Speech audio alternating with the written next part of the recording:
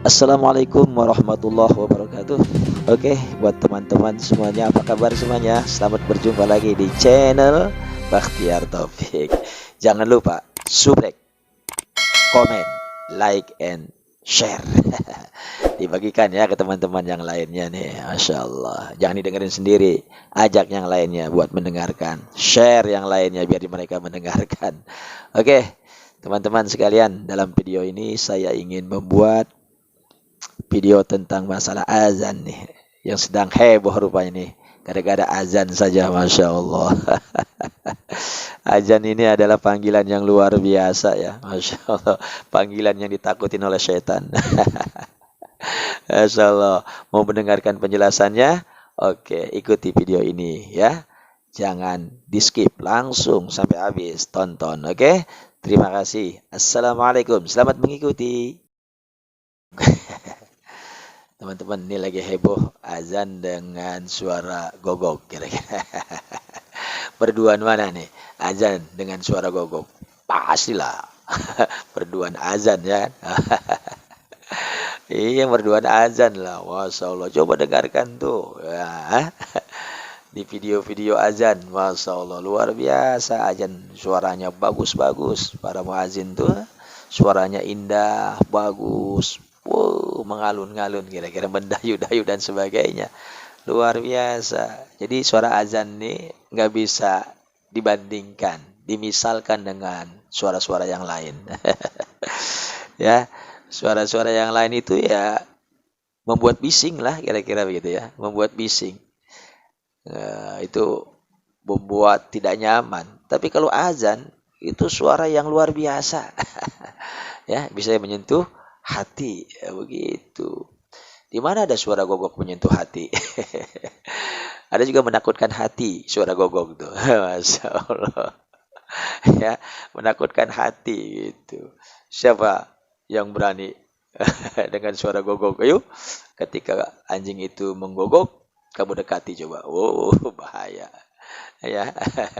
Tapi kalau ada orang azan yang sedang mendayu-dayu azannya, Masya Allah, kita dekati, itu tambah nyaman.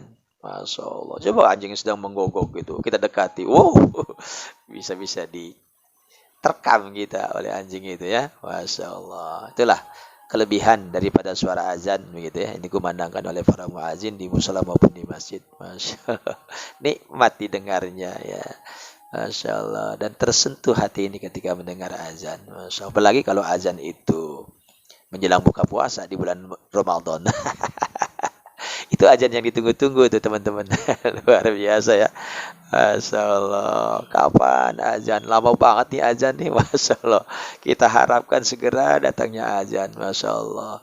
Padahal waktu berbuka itu bukan karena azan, tapi karena memang waktunya sudah tiba untuk berbuka. Karena matahari sudah tenggelam, itu tandanya sudah datang waktu maghrib. Lalu diiringi dengan suara azan. Begitu. Bukan azannya kira-kira, tapi setelah datangnya matahari tenggelam, nah disitulah waktunya kita berbuka puasa. Azan itu kan bisa mendahului atau juga bisa terlambat. Hati-hati ya. Ada orang muazin azan belum waktunya azan dia sudah azan. Nah, hati-hati nih. Ya, jangan langsung buka. Maka yakinkan dulu kita bahwa ini betul-betul sudah masuk matahari tenggelam ke bumi begitu kan. Nah, baru kita yakin bahwa ini sudah datang waktunya berbuka puasa, baru kita buka puasa. Yakinkan dulu. Jangan baru Allahu Akbar udah main makan aja. Bahaya nih. Iya, dikhawatirkan orang itu belum waktunya azan sudah azan, begitu kan? Hati-hati. Waspada nih. Azan pada waktu maghrib pada saat buka puasa nih ya. Yakinkan dulu. Kalau bisa azannya biar selesai dulu, kita kontrol, gitu kan ya. Jamnya ini benar-benar ngaco nggak nih? Tepat nggak nih kira-kira? Gitu, jangan sampai kita main buka aja ternyata salah azan, salah waktu azan. Belum waktunya sudah azan kan? Repot, itu bisa membatalkan puasa tuh teman-teman. Oke, perhatikan nih masalah azan. Oke, teman-teman. Masya Allah. Panggilan yang paling Yang paling merdu, panggilan yang paling bagus, paling utama adalah panggilan azan. Panggilan untuk mendirikan sholat. Nah, itulah azan. Panggilan yang luar biasa ini ya. Yang gak ada tandingannya di alam dunia ini. Masya Allah. Ya, azan adalah panggilan buat orang yang beriman kepada Allah Subhanahu wa taala, yang mau mengakui keberadaan Tuhan, yang mau bersujud di hadapan Tuhan, yang mau bersembah diri kepada Tuhan. Nah, yaitu Allah Subhanahu wa taala. Ini panggilan yang sangat luar biasa. Enggak semua orang mau memenuhi panggilan azan ini. Hanya orang-orang yang beriman saja. Hanya orang yang ada hatinya nur keimanan. Yang tidak ada nur keimanan dalam hatinya, mereka tidak tergerak sama sekali untuk memenuhi panggilan azan. Masya Allah. Ya, karena itu ketika kita mendengar azan, tergerak nggak hati kita untuk memenuhi panggilan itu, untuk datang ke masjid, ke musola, untuk melaksanakan sholat 5 waktu. Kalau ada keinginan untuk memenuhi panggilan azan itu, pasti di dalam hatinya itu ada nur keimanan. Ya, yang kuat nurnya, cahayanya. Masya Allah. Kalau cahayanya kuat, maka keinginan untuk datang memenuhi panggilan azan itu pasti akan segera untuk dilaksanakan. Masya Allah. Begitu ya, itu tandanya nur keimanannya kuat. Masya Allah. Ya, makanya ketika kita mendengar azan, coba kita introspeksi diri ke dalam hati kita. Apakah hati ini tergerak untuk melangkahkan kaki memenuhi panggilan azan, yaitu melaksanakan sholat 5 waktu, atau tidak? Kalau seandainya hati ini tidak tergerak sama sekali untuk memenuhi panggilan azan itu, untuk melaksanakan sholat 5 waktu, berarti cahaya keimanan kita sebagai orang muslim, sebagai orang yang beriman, itu sangatlah kecil berarti. Sangatlah kecil cahaya keimanan dalam hatinya. Wah, bahaya nih kalau sudah kecil dalam hati ini. Masya Allah. Ya, jangan sampai cahaya keimanan itu menjadi redup dan mati. Bahaya itu. Sehingga ketika mendengar panggilan azan untuk melaksanakan sholat 5 waktu, sama sekali tidak tergerak dan tidak mau kaki ini melangkahkan untuk memenuhi panggilan tersebut. Masya Allah, itu sudah tanda-tanda yang sangat berbahaya buat diri kita. Sebagai orang yang mengaku, sebagai orang muslim, sebagai orang Islam, dan sebagai orang yang beriman kepada Allah Subhanahu wa ta'ala. Hati-hati teman. Masya Allah ya. Karena itu, setiap kali kita mendengarkan azan, selalu kita introspeksi diri ini. Apakah ada getaran hati kita untuk memenuhi panggilan Allah ini atau tidak? Awas, hati-hati. Kalau tergerak hati ini ingin memenuhi panggilan Allah, berarti cahaya keimanannya sangat kuat dalam hatinya. Kalau tidak ada rasa keinginan untuk memenuhi panggilan Allah ketika mendengar azan itu untuk melaksanakan sholat, wah, bahaya hati ini. Jangan-jangan ya cahaya keimanannya redup dan mati. Masya Allah, bahaya. Kalau sudah mati, yang memenuhi hati ini, yang memenuhi jiwa ini adalah cahaya kegelapan. Wah, bukan cahaya kegelapan, tapi kegelapan yang akan memenuhi hati ini. Bahaya itu. Masya Allah ya, bahaya. Nanti yang akan tinggal di dalam hati ini adalah para makhluk halus, jin, setan. Maka ketika mendengar azan, panas, panas, panas. Dan dia akan menutup telinganya serapat-rapatnya. Dan dia akan menjauh dari panggilan azan itu. Masya Allah. Nauzubillah min dzalik. Buat kita sebagai orang Islam dan beriman kepada Allah Subhanahu wa taala, sepatutnya, selayaknya dan seharusnya ada rasa getaran hati untuk melaksanakan panggilan tersebut, untuk memenuhi panggilan tersebut, begitu. Oke teman-teman, azan, Masya Allah, luar biasa ya azan ini ya. Memang tidak semua orang ini bisa azan, walaupun memang dalam Islam itu disunahkan kita untuk azan ketika kita akan melaksanakan ibadah sholat 5 waktu. Ya, terutama di masjid, di musola, ya, di surau-surau gitu. Kita diperintahkan ini untuk azan. Ya, baik sholatnya baik suaranya bagus ataupun tidak bagus. Kira-kira gitu. Tapi kalau menggunakan speaker harusnya memang yang suaranya bagus gitu ya, karena itu kan suaranya kemana-mana begitu kan ya, terdengar oleh kalangan luas kira-kira begitu. Kalau suaranya bagus kan enak kedengarannya, dan itu sebagai syiar ya, sebagai syiar Islam juga itu, yang bisa menyentuh hati orang-orang non Muslim ya, untuk eh, memenuhi panggilan azan tersebut begitu. Masya Allah. Bagi orang yang tergerak hatinya dan terenyuh ketika mendengarkan azan, itu berarti ada cahaya-cahaya keimanan dalam hatinya itu. Masya Allah. Mudah-mudahan ya orang-orang non-muslim yang mendengarkan azan itu tergerak hatinya, mendapatkan cahaya nur keimanan ya, dari Allah Subhanahu wa Ta'ala, sehingga pada satu saat dia akan memenuhi panggilan daripada azan tersebut. Masya Allah. Gitu teman-teman. Uh, Azan. Ini isi daripada azan ini adalah kalimat tauhid. Ya, yang membesarkan nama Allah. Allahu Akbar, Allahu Akbar. Nah, ini kan Allah Maha Besar. Artinya Allah memang besar kekuasaannya, meliputi langit dan bumi beserta isinya. Luar biasa kan? Masya Allah. Jangan digambarkan bahwa Allah itu besar secara fisik, jangan. Karena Allah bukan materi, Allah bukan benda begitu. Jadi nggak bisa kita bayangkan bahwa Allah itu besar sebagaimana besarnya langit dan bumi, sebagaimana besarnya aras, sebagaimana besarnya macam-macam dah. Kira-kira jangan. Karena Allah bukan benda dan bukan materi. Kalau bukan benda dan bukan materi, maka tidak bisa disamakan dengan benda dan materi. Begitu teman-teman. Jadi Allah Maha Besar ini adalah Allah sangat besar kekuasaannya, meliputi langit dan bumi dan tidak ada tandingannya. Masya Allah, luar biasa. Asyhadu an la ilaha illallah. Aku bersaksi bahwa tidak ada Tuhan selain Allah. Ini adalah kalimat tauhid. Ya, bagi orang yang ingin masuk Islam, kalimat ini harus diucapkan. Namanya syahadat, ya kan? Masya Allah. Ini asyhadu an la ilaha illallah. Syahadat tauhid ini. Ya, aku bersaksi bahwa tidak ada Tuhan selain Allah. Oh, itu harus menjadi keyakinan kita bahwa tidak ada Tuhan yang wajib kita sembah, yang wajib kita taati kecuali hanya Allah Subhanahu wa Ta'ala.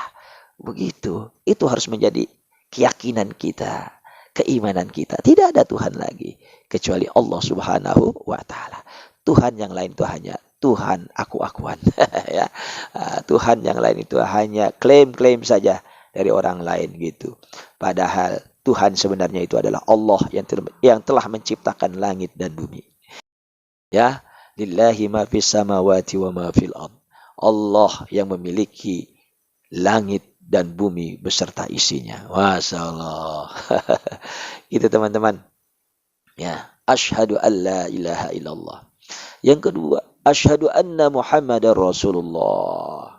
Dan aku bersaksi bahwa Nabi Muhammad itu adalah utusan Allah. Nah, ini juga akidah kita, begitu ya. Akidah kita bahwa tidak ada lagi Nabi setelah Nabi Muhammad. Asyhadu an la ilaha illallah wa asyhadu anna Muhammadar Rasulullah. Aku bersaksi bahwa tidak ada Tuhan selain Allah, dan aku bersaksi bahwa Nabi Muhammad itu adalah utusan Allah. Jadi Nabi Muhammad itu adalah utusan Allah. Ya, bukan siapa-siapa Nabi Muhammad itu ya. Dia adalah utusan Allah Subhanahu wa Ta'ala. Makhluk yang paling mulia di muka bumi ini adalah Nabi Muhammad sallallahu alaihi wasallam. Masya Allah, gitu ya. Itu Nabi Muhammad. Tidak lagi Nabi setelah Nabi Muhammad. Kalau ada yang ngaku-ngaku ada Nabi setelah Nabi Muhammad, wah, itu pendusta besar ya. Jangan dipercaya sama sekali. Jangan dipercaya. Jauhi itu. Masya Allah. Tuh. Asyhadu anna Muhammadar Rasulullah. Aku bersaksi bahwa Nabi Muhammad itu adalah utusan Allah.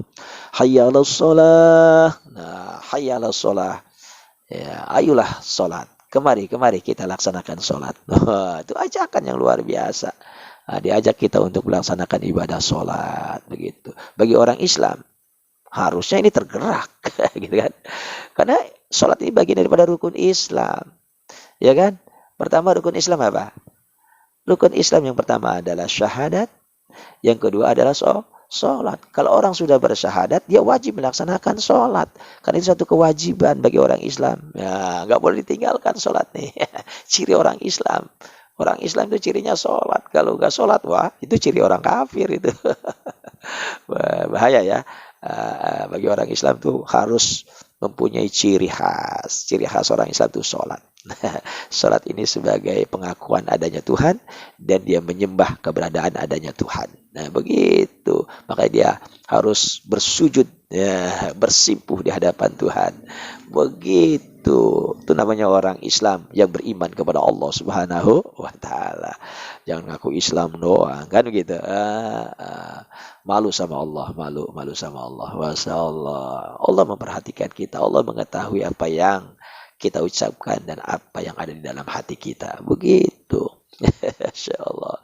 Hati-hati ya. Kalau kita sudah mengaku Islam, wajib itu melaksanakan sholat. Jangan sampai ditinggalkan sholat. Hayya ala sholat. Mari sholat, mari sholat. Ayo kita laksanakan sholat. Hayya alal falah. Begitu kan. Ayo kita menuju kepada keberuntungan. Hayya alal falah. Menuju kepada keberuntungan. Beruntung sekali orang yang melaksanakan sholat. Kenapa? Karena orang yang melaksanakan sholat, insya Allah dia akan menjadi ahli surganya Allah Subhanahu wa Ta'ala. Begitu. Masya Allah. Kan yang pertama akan dihisab oleh Allah itu adalah sholat. Maka sholat menjadi penting. Begitu. Ada harapan kita buat masuk surga. Kalau nggak sholat, nggak ada harapan.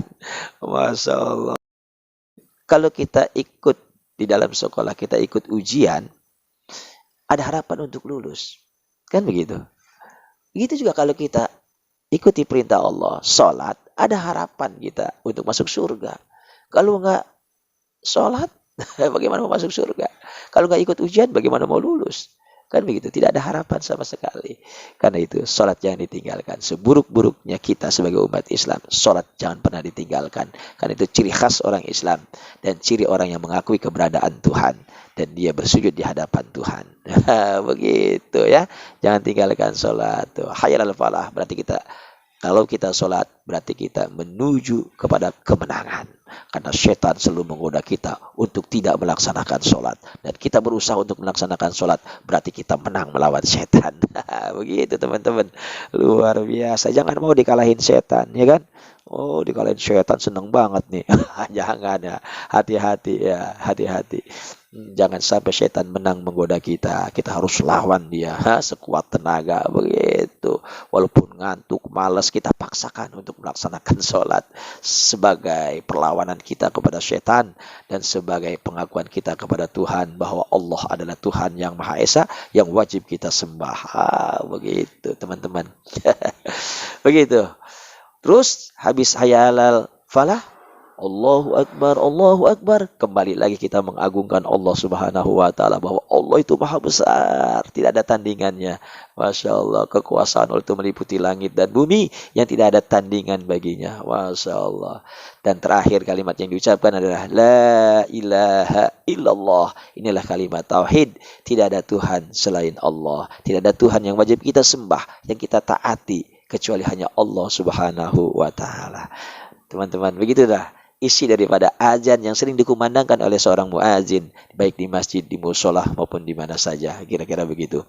Sekian ya, masalah azan nih harus diperhatikan betul-betul supaya kita mau merespon apa yang dipanggil oleh seorang muazin.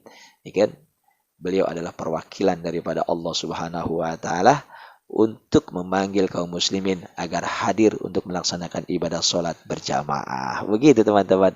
Oke. Ketika kita mendengar azan, Rasulullah Shallallahu Alaihi Wasallam menganjurkan kepada kita untuk menjawab azan tersebut dan juga berdoa setelah kita mendengarkan azan. Doanya yang diajarkan oleh Rasulullah adalah Allahumma rabba hadhihi da'wati tammah wassalatil qa'imah ati Muhammadanil wasilah wal fadilah wab'athu maqaman mahmudan allazi wa'adtah halat lahu syafaati yaumal qiyamah. Kata Rasul begitu. Orang yang membaca doa setelah azan seperti itu, maka halal baginya syafaatku nanti pada hari kiamat. Masya Allah, orang tersebut akan mendapatkan syafaat kata Rasul nanti pada hari kiamat. Masya Allah, luar biasa keuntungan bagi orang yang menjawab azan dan berdoa setelah dia mendengarkan azan dengan doa seperti itu tadi. Masya Allah, luar biasa kan. Jangan ditinggalkan tuh doa-doa itu setelah kita mendengarkan azan, doa yang diajarkan oleh Rasul tadi itu. Masya Allah, kita akan mendapatkan syafaat Rasulullah nanti pada hari kiamat. Itu yang kita tunggu-tunggu, yang kita nanti mendapatkan syafaat. Kalau kita nggak mendapatkan syafaat, wah repot kita nanti ya. Nggak ada yang nolong kita nanti di yaumil kiamah nanti. Wow, di mana hari yang sangat mencekam, menakutkan, luar biasa di sana ya. Kita berharap ada yang menolong kita nanti di yaumil kiamah. Masya Allah. Oke teman-teman. Karena kata Rasul, doa la yuraddu bainal azan wal iqamah. Doa itu tidak ditolak di antara azan dan iqamah. Jadi doa setelah azan ini adalah doa yang sangat diijabah oleh Allah Subhanahu wa taala. Maka jangan disia-siakan waktu kita berdoa ya. Kesempatan kita berdoa setelah azan ini. Mudah-mudahan kita mendapatkan syafaat Rasulullah Sallallahu Alaihi Wasallam. Oke, terima kasih teman-teman yang telah menonton video ini. Walaupun sedikit ada manfaatnya. Insya Allah, mudah-mudahan ya teman-teman ya. Mudah-mudahan kita berjumpa terus, sehat selalu.